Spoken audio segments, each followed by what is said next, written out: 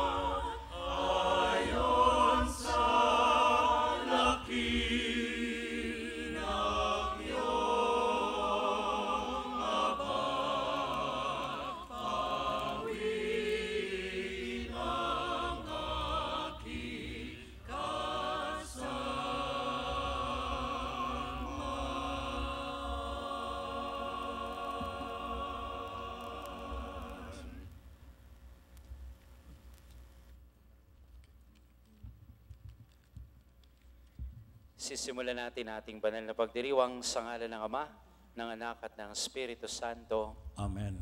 Ang pagpapala ng ating Panginoong Jesucristo, ang pag-ibig ng Diyos Ama at ang liwanag ng Espiritu Santo naway sumainyong lahat. At sumainyo rin. Mga kapatid, ipagpasalamat natin sa Diyos ang araw na ito na binigay niya upang tayo muling magkasama-sama, magkakwentuhan, magbahaginan ng ating buhay sa loob mismo kung saan tayo'y minahal ng mga taong sa atin ay nagturo at nag-alaga sa atin habang tayo nag-aaral. Ihanda naman natin ang ating mga sarili para sa banal na pagdiriwang sa pamamagitan ng pag-alaala at pag-amin ng ating mga kasalanan.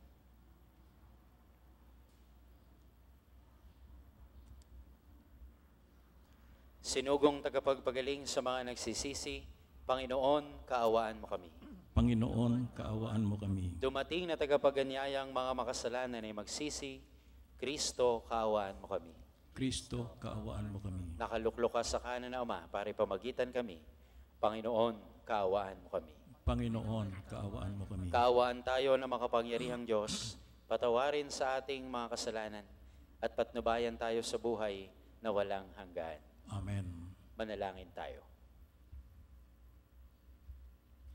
Ama namin makapangyarihan, iniutos mong pakinggan namin ang minamahal mong anak na iyong kinalulugdan. Kami naway makapakinabang sa iyong salita upang sa pagdalisay nito sa aming kalooban, kami ay lumigaya sa pagkakita sa iyong liwanag. Sa pamamagitan ni Jesucristo kasama ng Espiritu Santo, magpasawalang hanggan. Amen. Magsiupo po ang lahat. Pagbasa mula sa aklat ng Henesis. Noong mga araw na iyon, inilabas ng Diyos si Abram at sinabi sa kanya, "Masdan mo ang mga bituin. Mabibilang mo ba iyan? Ganyang karami ang magiging anak mo at apo." Nanalig si Abram at dahil dito'y kinalugdan siya ng Panginoon. Sinabi pa ng Panginoon kay Abram, "Ako ang kumuha sa iyo sa Ur ng Kaldea upang ibigay sa iyo ang lupaing ito." Itinanong naman ni Abram, "Panginoon, aking Diyos, paano ko malalamang ito'y magiging akin?" Sinabi sa kanya, "Dalhan mo ako ng isang baka, isang kambing, at isang tupa. Bawat isa ay 3 taon ang gulang. Magdala ka rin ng kalapati at isang bato-bato. Dinala nga ni Abram ang lahat ng iyon at ibiniyak ang bawat isa maliban sa mga ibon. Inihanay niyang magkakatapat ang pinaghati-hating ibon, hayop. Bumaba ang mga buitre upang kanin ito, ngunit itinaboy sila ni Abram. Nang kumikiling ng araw, nakatulog ng mahimbing si Abram at nagkaroon ng isang nakakatakot na pangitain. Pagkalubog ng araw at laganap na ang dilim, biglang may lumitaw na palayok na umuusok at maningas na sulo na dumaan sa pagitan ng pinatay na mga hayop. At ng araw na iyon, nakipagtipan ang Panginoon kay Abram. Wika niya, nangangako ako na ibibigay sa lahi mo ang lupaing ito mula sa hanggahan ng Ehipto hanggang sa ilog ng Euphrates. Ang salita ng Diyos. Salamat sa Diyos. Salmong tugunan. Panginooy aking tanglaw, siya'y aking kaligtasan. Panginooy aking tanglaw, siya'y aking kaligtasan. Tanglaw ko'y ang poon, aking kaligtasan. Kaya walang takot ako kanino man. Sa mga panganib, kanyang iingatan. Kaya naman ako'y walang agam-agam. Panginooy aking tanglaw, siya'y aking kaligtasan. O Diyos, aking dinggin sa aking pagtawag. Lingapin mo ako sa aking mahabag. Ang paanyaya mo'y lumapit sa akin. Huwag kang magkukubli, kita'y hahanapin. Panginooy aking tanglaw, siya'y aking kaligtasan. Huwag kang magagalit, huwag mong itatakwil. Akong katulong mo at iyong alipin. Tagapagligtas ko, huwag akong lisanin. Panginooy aking tanglaw, siya'y aking kaligtasan. Ako'y nananalig na bago mamatay, masaksihan ko ang iyong kabutihan. Na igagawad mo sa mga hinirang, sa Panginoong Diyos tayo'y magtiwala, ating patatagin ang paniniwala. Tayo ay umasa sa kanyang kalinga. Panginooy aking tanglaw, siya'y aking kaligtasan.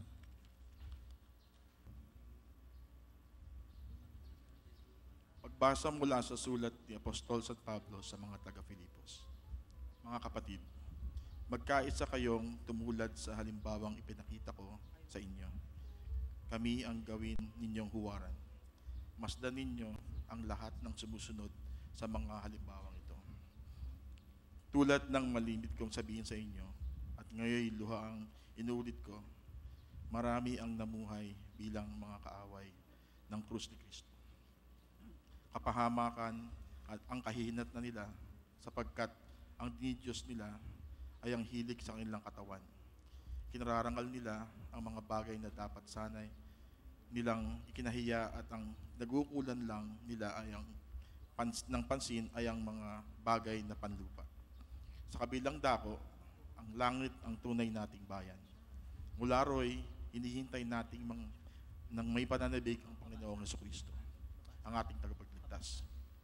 Pagdating ng araw na yon, babaguhin niya ang lahat, ang ating katawang lupa at gagawing maluwalhati.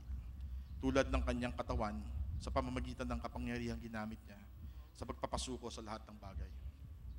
Kaya nga, minamahal kong mga kapatid, aking kagalakan at karangalan na lagi kong nasasabi, makita uli,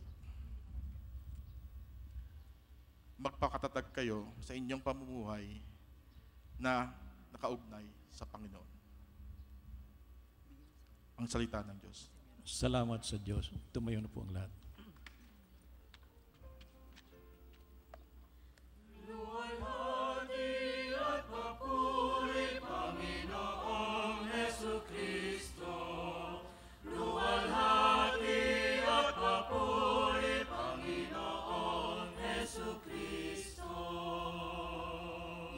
Sa ulap na maliwanag, ito ang siyang pahayag, ang Diyos Ama na nangusap. Ito ang mahal kong anak, lugod kong dinggin ng lahat. Luwalhati at papuri, Panginoong Jesucristo. Sumainyo ang Panginoon, at sumainyo rin ang pagpapahayag ng mabuting balita ng Panginoon ayon kay San Lucas. papuri sa iyo, Panginoon.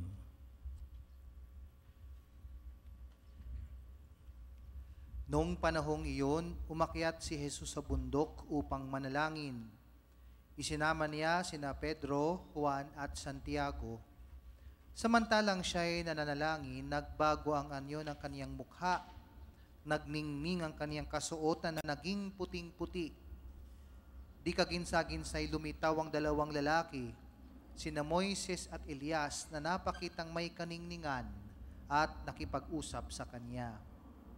Pinag-uusapan nila ang nalalapit na pagpanaw ni Jesus na magaganap sa Jerusalem. Tulog na tulog si Pedro at ang kaniyang mga kasama, ngunit sila'y biglang nagising at nakita nila si Jesus na nagniningning at ang dalawang lalaking nakatayo sa tabi niya. Nang papaalis na sa tabi ni Jesus ang mga lalaki, sinabi ni Pedro, "Guro, mabuti pa'y dumito na tayo. Gagawa po kami ng 3 kubol, isa sa inyo, isa kay Moises at isa kay Elias." Ang totoo'y hindi niya nalalaman ang kanyang sinasabi. Nagsasalita pa siya nang matakpan sila ng isang ulap at sila'y natakot. At may isang tinig mula sa alapaap na nagsabi, "Ito ang aking anak, ang aking hinirang. Siya ang inyong pakinggan."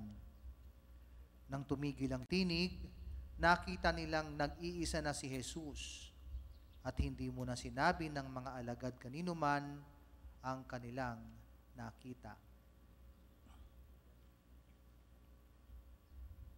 Mga kapatid, ang mabuting balita ng ating Panginoon. Pinupuri ka namin, Panginoong Jesucristo. Magsiupo po ang lahat.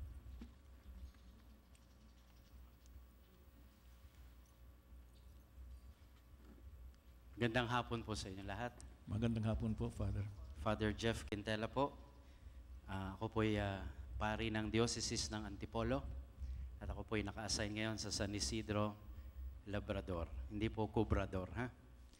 Labrador Parish sa Marikina City. At ako po'y inampon ng Batch 91. Pero Batch 91 pa rin naman sapagkat after po ng elementary ko dito ay pumasok na po ako sa seminaryo. Ayaw na po nila sa akin dito. Okay?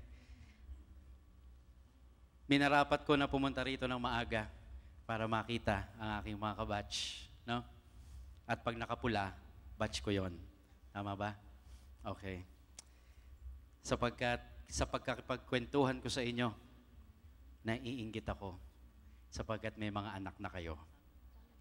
Hindi ba kayo naiinggit sa akin sapagkat wala akong asawa?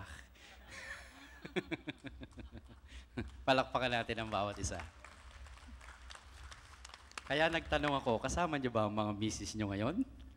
Hindi pala yung iba. Kasi kung kasama niyo, sana sinabihan niyo ako. May sinama din sana ako. Anyway, mga kapatid, no, it's nice to be back. And I think it was 2 years ago when I last came here para po magbigay ng inspirational talk sa mga elementary. Akalain mo yun, ano? Hindi ko rin akalain yun eh. Iimbitahan ako para magsalita. Ako na minsan sa mga programa hindi man lang nag-lead ng opening prayer. No? At ako na laging takot sa mga multo rito kaya umuwi agad ako mag-isa. No? Pero naging inspirasyon din sa mga ibang tao. Ganun yata talaga eh, no? Minsan yung mga hindi mo inaakala, siya yung magpapari. Mas mababait pa ho sa akin itong mga to eh. Akala nila, no? And alam nyo mga kapatid, ngayon po, bilang pari, I am also the exorcist of the Diocese of Antipolo. At sabi ko, punta muna ako dito. Ang dami-dami kong pasyente eh. Napoposes, na-o-oppress, mga haunted house. Sabi ko, pahinga muna sa pakikibaka laban sa demonyo. Pero nung nakausap ko itong mga to, kala ko'y napahinga ako. No? Kala ko'y makausap ko si Duterte. Mura dito, mura doon. Sabi ko, exercise ko mga bibig nito. Pero okay lang, no? And for all of us, my dear friends, this is already a Sunday Mass. Okay? Kasi alam ko maglalasingan kayo ngayon. Kaya sabi ko, panglinggo na. At kung sakaling matutulog man kayo mamaya, okay? pwede na kayong gumising ng Lunes. Okay? Sapagkat kayo nakapagsimba na ngayon. Okay? May mga iba na hindi ko nakilala, sa mukha na lang. Yung iba, kilala ko pa rin. No? Sapagkat kami yung mga maloko noon. Andiyan nga si Junjun Yap, loko niyan, grabe. Okay? Kaya mga kapatid, gustuhin ko magsalita tungkol sa ating mga magagandang nangyari noon, I cannot but talk about the gospel for today because it's Sunday, no? And it's the second Sunday of Lent. Sa nakita po ninyo kanina, ngayon wala na. Humilya na lang ang nakikita nyo, okay? Alam ko naman pong hindi ako inimbitahan dito dahil sa ako nagkasal kay Pauline at kay Vic. Pero alam ko kaya ako nandito dahil kamukha ko si Alden. Thank you. Sa totoo lang, dimple lang ho ang nilamang niya sa akin eh. Okay? Gayon pa man mga kapatid, I know because this batch also owns me as their own and as one of them. Okay? Kaya sa araw na ito, kung inyo po narinig ang Ebanghelyo, it's about transfiguration. Pagbabagong anyo ni Jesus. Kaya may mga iniintay pa akong mga kaklase man na mga nagbagong anyo eh. No? Ewan ko kung nandito na sila. Pero inspirasyon sana natin yung mga ibang kaklase natin nagbagong anyo. Mamaya magpapapicture ako para sa aking Facebook profile. Okay? Nagbagong anyo si Jesus, pero bakit niya ginawa yon? Sana po maintindihan natin. Bakit niya pinakita sa kanya mga alagad na siya nagbagong anyo? At ito'y mananatiling aral po sa atin. We will only understand the gospel of transfiguration if we look at the gospel before this. Ano ba yung nag-iibanghelyo nito? Si Kristo, isiniwalat kasi niya sa mga alagad na siya'y mamamatay, pahihirapan, ipapako sa krus. Subalit, makalipas ang 3 araw, siya'y muling mabubuhay. At nung narinig ito ng mga alagad, sabi nila, ba't susundan ka pa namin? Masasaktan ka rin pala, mamamatay ka rin pala. Kala namin yung Mesiyas na sinusundan namin, ikaw yung iniidolo namin at magliligtas sa amin sa kapahamakan. Pero ikaw rin pala mamamatay. So you can just imagine the disappointment of the disciples. And I won't be surprised kung marami nang walang hindi sumunod sa Kanya. But then, hindi manhid ang Panginoong Jesus. Kaya't ang ginawa niya, habang sila'y lugmok sa kawalan ng pag-asa, tinawag niya ang 3 alagad na malalapit sa Kanya at sinama niya sa bundok at doon siya nagbagong anyo. What does that mean? Don't worry. Despite my suffering and death, I will live again. There is hope. Kaya ho, napakaganda na sa 2nd linggo ng Kwaresma, sinasabi na ho agad sa atin, even though there is a Good Friday, there is always an Easter Sunday in our lives. No? May pag-asa ang lahat ng tao. Pwedeng magbago. Kaya nga po, napakaganda po nung sinasabi na hanggat buhay ka, may pag-asa. Yung mga anak po ninyo, maaaring ngayon, nagiging problema ng ilan sa atin, pero hanggat nariyan tayo, may pag-asa. There is always light from Jesus Christ. At sino naman mag-aakala? Sabi ko nga, ako na hindi naman pinagdadasal noon, ako yung naging pare, nakita niyo yung pag-asa, ang tindi, no? At yung takot na takot ngayon noon sa multo, ngayon ako nakikipag-usap sa dyablo. As a liturgist, an exorcist, hindi madali. Gayon pa man, ito talaga yung iniatang ng Diyos eh. At kapag nakita ng Diyos kung saan ka pa niya pwedeng gamitin, huwag kang maging madamot na magpagamit sa Panginoon. Mga kapatid, ito yung pag-asang binibigay ng transfiguration sa atin. There is always hope in this life. At kung may mga nagsasabi wala ng pag-asa ang Pilipinas, I beg to disagree. Sapagkat hanggat merong mga Katolikong tulad natin at mga relihiyoso, mananatili ang pananampalataya sa bawat tao, may pag-asa sa bawat isa. Amen? Is there still hope? Ha? Kasi po alam nyo, kapag nawala na tayo, kita nyo, merong harassment. Pag nawala na ho ng pag-asa ng tao, palagay ko'y simula na ng pagbagsak ng kanyang buhay. So let us always hope, my dear friends. No? Ito lang yung pwede nating panghawakan, kaya tayo nakapagpapatuloy pa sa ating buhay dito sa mundo. Kaya nga po, sana, sa batch namin, kung hindi man kayo ang naging pare, sana yung mga anak nyo, ialay nyo naman sa Diyos. Gawin nyo ng regalo sa Panginoon. No? Bayad na rin sa ating mga kasalanan. Pagpariin nyo sila. Hindi totoo ang balita na pag nagsasabi sa akin, Father, hindi pwedeng magpari ang anak ko. Bakit? Kasi ang gulo-gulo. Hindi totoo yon. Mas magulo ako sa anak mo. Di ba, ma'am? Pinauwi nga dati sa camping dahil sa akin eh. At pag sinabi ng isang magulang, Father, hindi pwedeng magpari ang anak ko. Kasi siya ay napaka-bobo. Hindi totoo yon. Mas bobo ako sa anak mo. At pag sinabing, Father, hindi pwede magpari anak ko kasi napakagwapo. Hindi totoo yon. Mas gwapo ako sa anak mo. Okay. Kaya mga kapatid, as we continue on with this Lenten season, let us continue to pray for each other. Sa aking mga kabatchmate, this I promise you, I will always include you in my prayers. At kahit hindi ko kabatch, basta nagsimba ngayon. Okay? Amen? Basta nagsimba ngayon, pagdadasal ko, hindi ko man kayo kilala, sasabihin ko lang kay Lord, Lord, doon sa misang yon, ikaw na ang bahala sa kanila. And I claim it. Whatever you ask from God, He will give it to you. Amen? Just believe and hope in God the Father. Okay? Kaya sa atin pong lahat, salamat po sa pag-imbita sa akin. Salamat po sa ating pakikiisa. At konti man tayo, siguro next year unahin muna natin yung program. Tapos lasingan muna sa kamisa. Ang lagay, ako lang iinom ng alak. Pati kayo, di ba? No?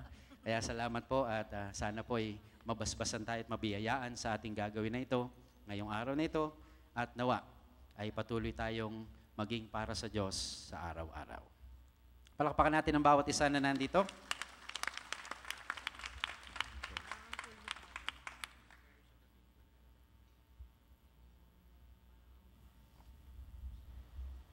Please stand. Tumayo po tayo. At sabay-sabay nating pahayag ang ating pananampalataya. Sumasampalataya ako Sa Diyos amang makapangyarihan sa lahat na may gawa ng langit at lupa. Sumasampalataya ako kay Jesucristo, iisang anak ng Diyos, Panginoon nating lahat. Nagkatawang tao siya, lalang ng Espiritu Santo. Ipinanganak ng Santa Mariang Birhen, pinagpakasakit ni Poncio Pilato, ipinako sa krus, namatay, inilibing. Nanaog sa kinaroroonan ng mga yumao. Nang may katong araw, nabuhay na maguli. Umakyat sa langit, naluluklok sa kanan ng Diyos amang makapangyarihan sa lahat. Doon magmumulang paririto at huhukom sa nangabubuhay at nangamatay na tao. Sumasampalataya naman ako sa Diyos Espiritu Santo, sa banal na simbahang katolika, sa kasamahan ng mga banal, sa kapatawaran ng mga kasalanan, sa pagkabuhay na muli ng nangamatay na tao, at sa buhay na walang hanggan. Amen. Pinakita ng Ama ang kalulatian ng kanyang anak na si Jesus sa pagbabagong anyo nito. Manalangin tayo sa Diyos Ama na ipagkaloob niya ang ating mga iniluluhog. Buong tiwala nating dasalin, Panginoon ng liwanag, pakinggan mo kami. Panginoon ng liwanag, pakinggan mo kami.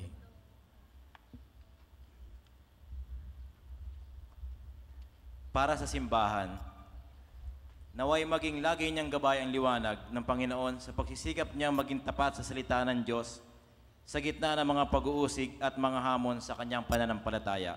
Manalangin tayo. Panginoon ng liwanag, pakinggan mo kami. Para sa mga pinuno ng pamahalaan, naway pagkalooban silang lagi ng Diyos ng karunungan at palakasin ang kanilang loob sa pagtataguyod nila sa katotohanan, katarungan at pagkakaisa ng lahat ng mamamayan. Manalangin tayo. Panginoon ng liwanag, pakinggan mo kami. Para sa mga kabataan, naway maging matatag sila sa pagsisikap nilang isabuhay ang mga katangiang Kristiyano sa kabila ng mga masasamang halimbawa sa paligid nila. Manalangin tayo. Panginoon ng liwanag, pakinggan mo kami. Para sa mga biktima ng kahirapan, karahasan, pang-aapi at kawalang katarungan, naway huwag silang mawala ng pag-asa at sa halip ay patuloy na magsikap para makaahon sa tulong ng Diyos at ng kanilang kapwa. Manalangin tayo. Panginoon ng liwanag, pakinggan mo kami. Para sa darating na pambansang halalan, naway maging marangal ang mga kandidato sa kanilang pangangampanya at gabayan ng mga aral ng Ebanghelyo ang mga botante. Manalangin tayo. Panginoon ng liwanag, pakinggan mo kami. Para sa mga alumni, naway mapalago ang salita ng Diyos na ipinunla sa kanila ng puso ng maalab at walang takot na maipahayag ang kadakilaan ng Diyos sa tahanan at sa sambayanan. Manalangin tayo. Panginoon ng liwanag, pakinggan mo kami.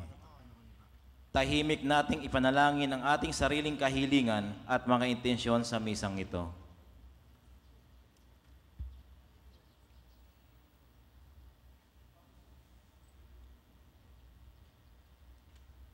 Ama, patatagin mo kami sa pananampalataya at pag-ibig sa iyo upang maging bukas palad din kaming maglingkod sa aming kapwa ayon sa halimbawa ni Kristong aming Panginoon. Amen. Magsiupo na po ang lahat.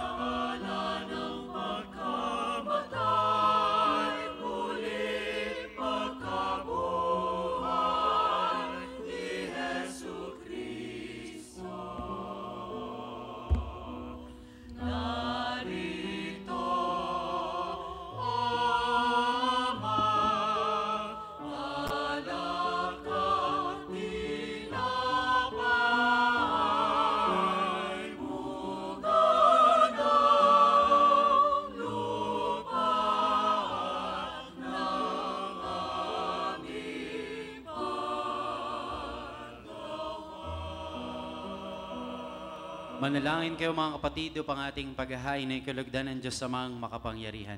Tanggapin nawa ng Panginoon itong paghahain sa iyong mga kamay, Sa sa kapurihan kapurihan niya at karangalan sa ating kapakinabangan at sa buong sambayanan niyang banal. Ama namin lumikha, ang paghahain ito ay magdulot nawa ng kapatawaran ng aming mga kasalanan at magpabanal sa aming buong katauhan para sa pagdiriwang ng Pasko ng pagkabuhay sa pamamagitan ni Jesucristo kasama ng Espiritu Santo magpasawalang hanggan. Amen. Sumainyo ang Panginoon. At sumaiyo rin, Taas sa Diyos ang inyong puso at diwa. itinaas na namin sa Panginoon. Pasalamatan natin ang Panginoong ating Diyos. Marapat na siya ay pasalamatan. Ama namin makapangyarihan, tunay nga marapat na ikaw ay aming pasalamatan sa pamamagitan ni Jesucristo na aming Panginoon. Nang maipagtapat niya sa mga alagad na siya'y laang mamatay para sa lahat, sa kanila'y kanyang ipinamalas ang kanyang sariling puspos ng liwanag. Ang iyong mga utos at mga propeta ay pawang mga tagapagpatunay niya sa pagkakatalagang para sa kapwa'y magdusa upang akayin ang lahat sa pagkabuhay na maligaya. Kaya kaysa ng mga anghel na nagsisiawit ng papuri sa iyo ng walang humpay sa kalangitan, kami nagbubunyi sa iyong kadakilaan.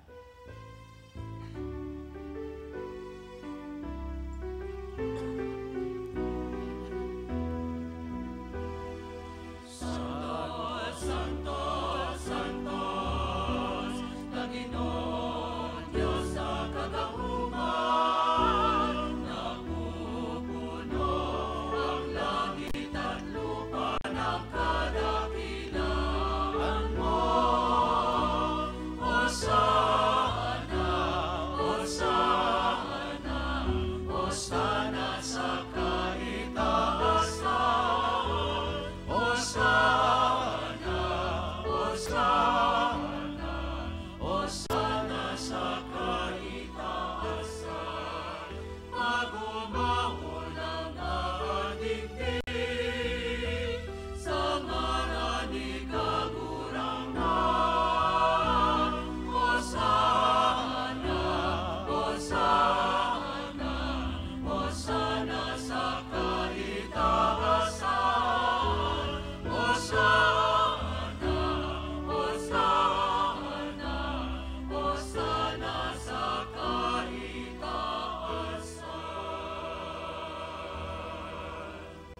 Ama naming banal, ikaw ang bukal ng tanang kabanalan. Kaya't sa pamamagitan ng iyong Espiritu, gawin mong banal ang mga kaloob na ito upang para sa amin ay maging katawan at dugo ng aming Panginoong Hesukristo. Bago niya pinagtiis ang pusang loob na maging handog, hinawakan niyang tinapay. Pinasalamatan kanya, pinaghati-hati niya yon, iniabot sa kanyang mga alagad at sinabi, tanggapin ninyong lahat ito at kanin. Ito ang aking katawan na ihahandog para sa inyo.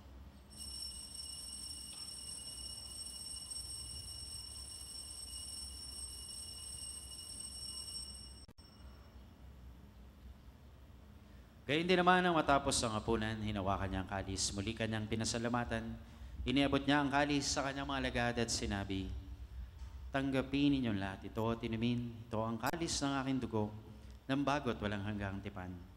Ang aking dugo na ibubuhos para sa inyo at para sa lahat, sa ikipagpapatawad ng mga kasalanan. Gawin niyo to sa pag-alala sa akin.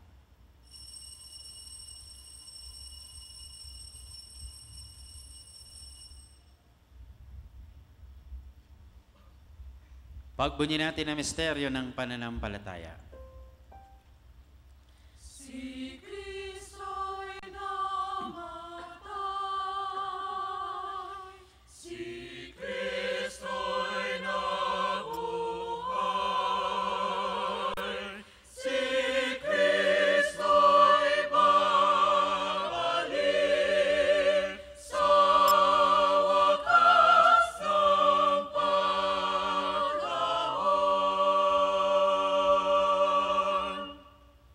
Ang mga ginagawa namin ngayon ng pag-alala sa pagkamatay at muling pagkabuhay ng iyong anak. Kaya tiniaalay namin sa iyo ang tinapay na nagbibigay buhay at ang kalis na nagkakalob ng kaligtasan.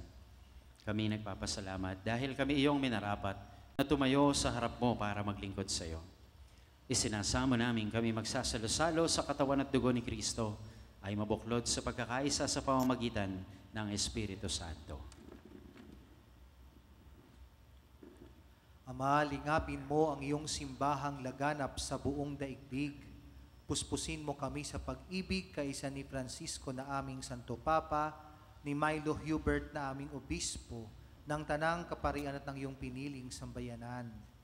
Alalahanin mo rin ang mga kapatid naming nahimlay, nang may pag-asang sila'y muling mabubuhay, gayon din ang lahat ng mga pumanaw.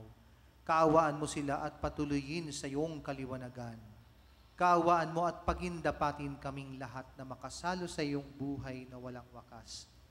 Kaisa ng mahal na Birheng Maria na ina ng Diyos, ni San Jose ang kanyang kalinis-linisang esposo, kaisa ng mga apostol at ng lahat ng mga banal na namuhay dito sa daigdig ng kalugod-lugod sa iyo, may pagdiwang nawa namin ang pagpupuri sa ikararangal mo sa pamamagitan ng iyong anak na aming Panginoong Hesukristo.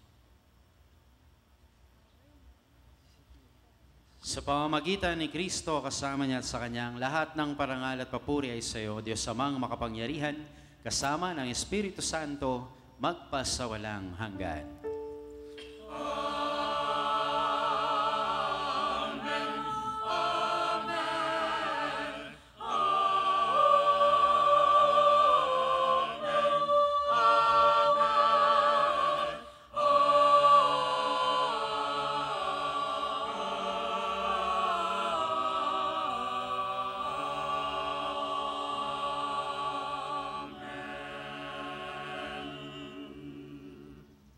At bilang magkakapatid, tayo ay sabay-sabay na tumawag sa ating Ama sa Langit sa panalangin tinuro ni Kristo.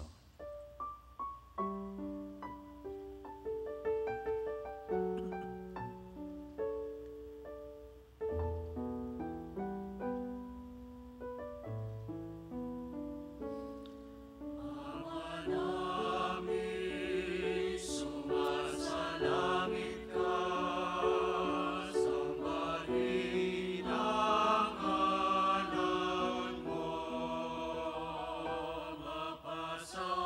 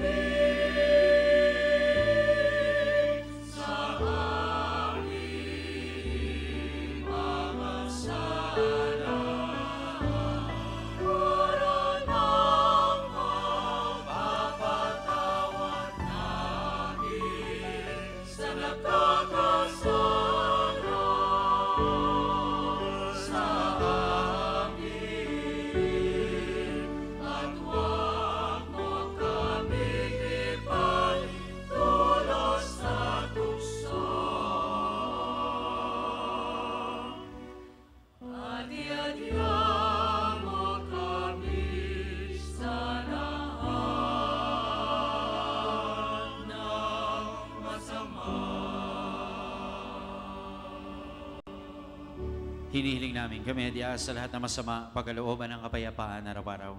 Iligtas sa kasalanan at ilayo sa lahat ng kapahamakan. Samantalang aming pinananabikan ng dakilang araw ng pagpapahayag ng tagapagligtas naming si Jesucristo. Sapagkat iyong ang kaharian at ang kapangyarihan at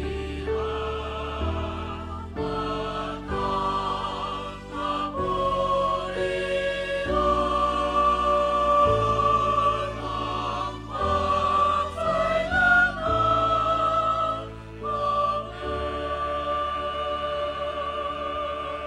Panginoong Jesucristo, sinabi mo sa iyong mga apostol at ngayon sinasabi mo sa aming lahat, kapayapaan ang iniiwan ko sa inyo, ang aking kapayapaan ang binibigay ko sa inyo. Tunghayan mo pong lagi ang aming pananampalataya. Huwag po ang aming mga pagkakasalang paulit-ulit na lang. Huwag po ang aming mga kayabangan. Huwag po ang aming mga kasakiman. Pagkalooban mo kami ng kapayapaan at pagkakaisa ayon sa iyong kalooban, kasama ng Espiritu Santo, magpasawalang hanggan. Amen. Mga kapatid, ang kapayapaan ng Panginoon ay laging sumainyo. At sumayo rin. Nang may tunay ng ngiti, batiin natin ang kapayapaan ng ating mga kaibigan at mga kasama. Peace be with you. Peace be with you. Ay. Peace be with you. Peace be with you po.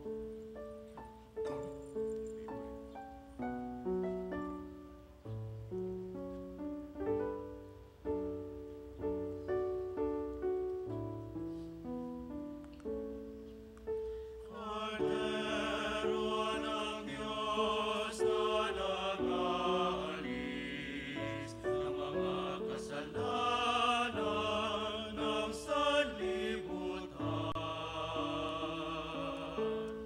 Maawa ka sa amin.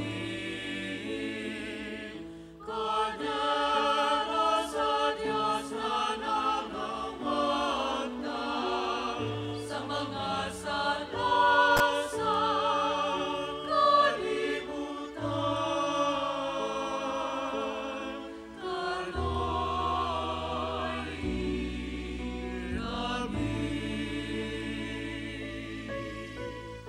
Agnus Dei qui tollis peccata mundi, dona nobis pace, dona nobis pace, dona nobis pace.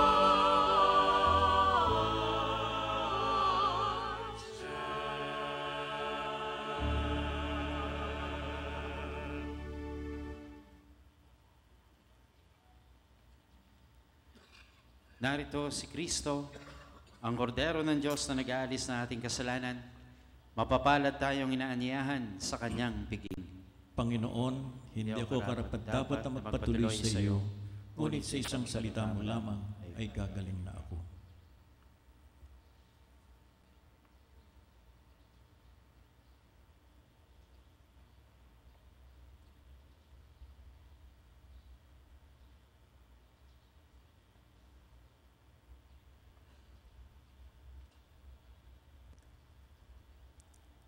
Single file lang po tayo, ha?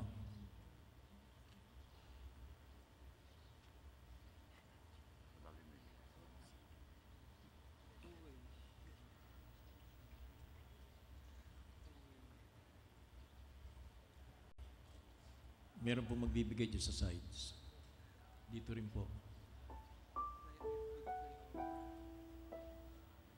Mag-isang pila lang po tayo sa gitna.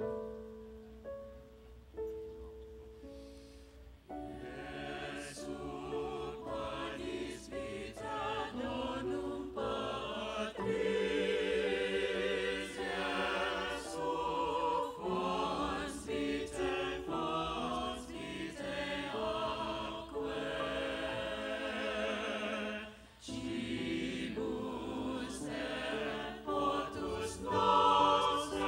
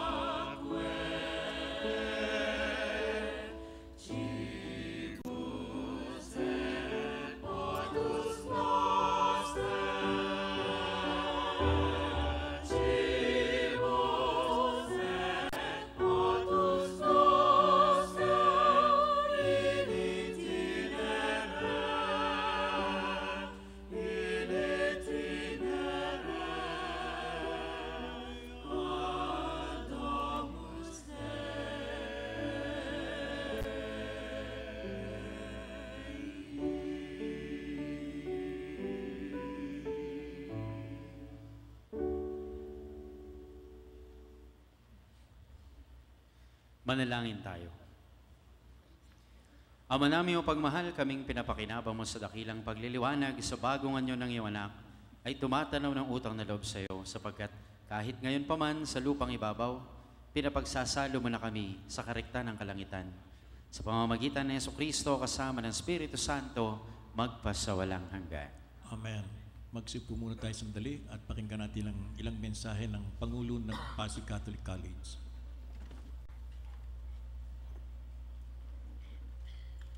Magandang gabi po sa inyong lahat. Gabi na po, Good evening. Palakpakan mo natin ang Panginoon. Siguro tatlong bagay lang po yung nais kong biglang punto ng aking pagpapahayag ngayon po. Una, sa ngalan po ng PCC Community, ay pinapasalamatan po natin si Father Jeff sa kanyang pangunguna sa ating misa ngayon. Father Jeff, thank you very much, ha? Napaganda ng mensahe mo, Father Jeff. Pinapagaan mo yung buhay sa masigla at magaang pagbabahagi at lalo't pagpapakilala sa amin na maging puno ng pag-asa dahil lagi nating kasama si Jesus. Amen to that. No? Palakpakan si Father Jeff, no? Yeah. Pangalawa, unang pagkakataon ko pong humarap po sa inyo sa alumni ng PCC. Ako po yung pumalit po kay Monsignor Jerry. Ako po yung nagsimula lamang po nung school year na ito.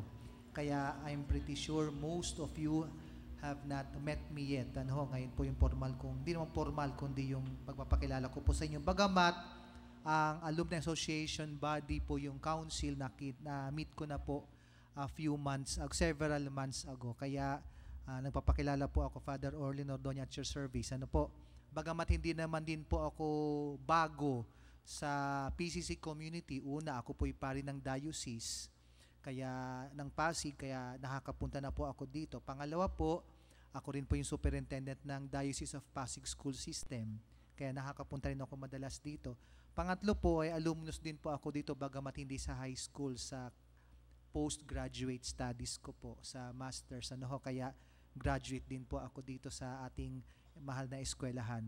So, yun po, nagpapakilala rin po ako at nagpapasalamat po ako sa inyo pong pagtulong, walang sawang pagtulong sa ating community. So, maraming salamat po sa ngalan po ng naunang sinundang kong Pangulo, si Monsignor Jerry, at sa PCC community. Maraming salamat po sa inyong walang sawang pagtulong po sa ating pinakamamahal na alma mater.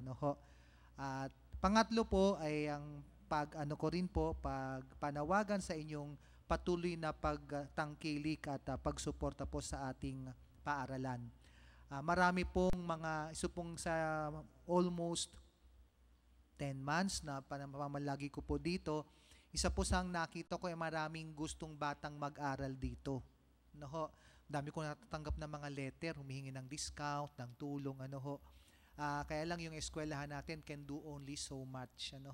Yung pong inyong tulong ay malaki pong bagay para magkaroon din po ng quality Catholic education ang ating mga bata na gustong mag-aral dito. Kaya sana po wag niyong itigil at patuloy po kayong tumulong sa ating PCC community sa pamamagitan po ng Alumni Association natin. Eventually po, kasama sa plano din po ay yung pagtulong sa mga batang mahihirap talagang hindi man makapag-aral dito, ay mapag-aral natin kahit sa public school sa pamamagitan ng tulong natin. Kasi minsan pag gusto nila mag-aral dito, nahihirapan din yung magulang. So, nagkakaroon kami ng pag-iisip na kung paano tutulungan yung talagang mahihirap na gustong mag-aral, makatawid man lang, especially meron na po tayong grades 11 and 12. Kasama rin din po dito ang pagpapahayag po sa inyo na bahagi po ng expansion at pag-unlad po at ng commitment to greater service ng ating eskwelahan. Kahapon po na-bless na po yung bago nating college building. Doon po sa may Santa Clara de Montefalco Parish. Doon po, pag dumaan kayo ng si Raimundo, makikita po nyo doon yung bagong building na kulay dilaw. Yun po ang magiging college building po natin. Most of the college courses will be held there. Malaking bagay yun kasi dati po yung college courses natin dito dahil nga gumagamit ng basic education buildings, facilities, nakaka-accommodate lang tayo ng afternoon and evening sessions ng college. Ngayon po, pwede na po tayo kahit umaga, hapon, gabi. So mas marami pong ma-accommodate na batang makakapag-aral. Higit lalo, marami sa mga college students, medyo hirap din sa buhay, mas marami tayong ma-accommodate. Kaya patuloy po ninyong tangkilikin din po at pwede nyong bisitahin. Yun po'y bunga din po ng inyong tulong na pagpagawa din nyo kasi yun dahil sa pagtutulungan ng alumni tsaka ng community, mga naipon ba natin para po makapagpatayo nun. Gayun din, sa tulong din pa ng Alumni Association, 2 years ago pa po yun, pero patuloy natin tinutulungan. Naalala nyo nung bumagyo ng Yolanda, meron tayong isang school sa Babatngon, Leyte, tinulungan po natin, unti-unting makabangon. Kaya yung St. Vincent Ferrer Academy sa Babatngon, Leyte, patuloy po ating tinutulungan iyon. So, salamat din po sa inyo at patuloy po yun na nangangailangan pa po ng kamay natin para po makabangon sila. So, yun po ang gusto ko lang kasama ng pagpapasalamat, inilalapit ko na po na sana wag po kayo magsawa sa pagtulong sa ating komunidad, higit lalo para sa mga anak natin at sa mga anak ng Pasig, ng Diocese of Pasig na nais mag-aral po sa atin dito sa ating pinakamamahal na eskwelahan to give them quality Catholic education. Maraming salamat po.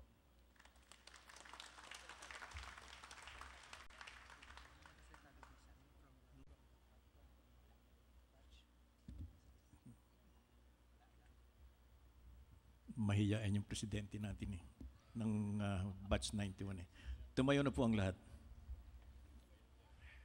Hindi pa nakakainom So yung college building po nasa si Raimundo. Kulay dilaw po yung building. May kandidato po bang sinusuportahan? Wala naman. Dilaw lang. Napinturahan. Okay. Baka lang ako. And bago po tayo tuluyang magtapos, sa ilang sandaling katahimikan po ay pagdasal natin ang ating mga alumni na yumao na. Alalahanin po natin sila sa ating mga panalangin na sa gayon, tamasahin nila ang buhay na walang hanggan kasama ang Diyos.